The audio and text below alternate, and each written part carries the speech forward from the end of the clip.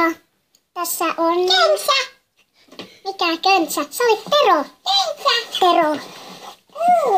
Sä en muista enää sun omaa nimeä.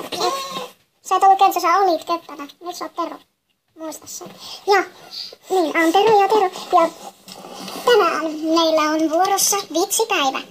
Ja tämän päivän vitsi on: porkkana ja peruna olivat kävelyllä, peruna lauloi. Popsi, popsi, porkkana. Porkkana suuttui. Peruna vaan nauroi. Sitten hän törmäsi nakkiin ja he kummatkin jäivät auton alle. Sitten porkkana vastaan lauloi. Mä kikään muusit. Kommentoi. Mutta vihko tippu. Niin. Ja sitten tässä riukka. Ja tämän päivän vieraamme.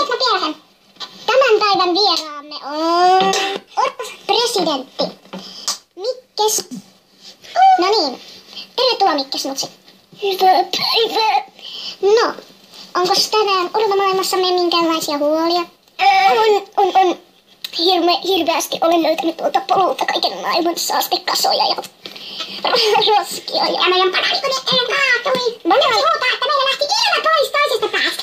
Niin. Toinen on tiesitkö sä niin sä Mikke Snutsi, että tätä meidän banaaniveneemme, ei kun siis tämä banaanialuksemme, niin meidän jokaisen toiselta puolelta lähti ilmat, ja melkein kaadun. Minä tuommoisesta ole mitään tiennyt, mutta siitä pitää varmaan tehdä eläinsuojelu. Ilmoitus. No, sehän ei liity mitenkään eläimiin. Anteeksi, siis kasvivirasto-ilmoitus. Ei kun hedelmä. Ai, kaapui mun pöydälle. Vai niin? No. Oota, mä käyn auttaa ton Teron tosta ylös.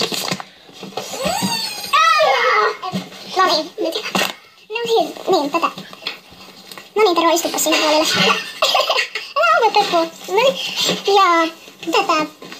No, hyvää päivän jatko. Hyvää päivän jatkoa, Tero ja Antero. Mikä ongelma?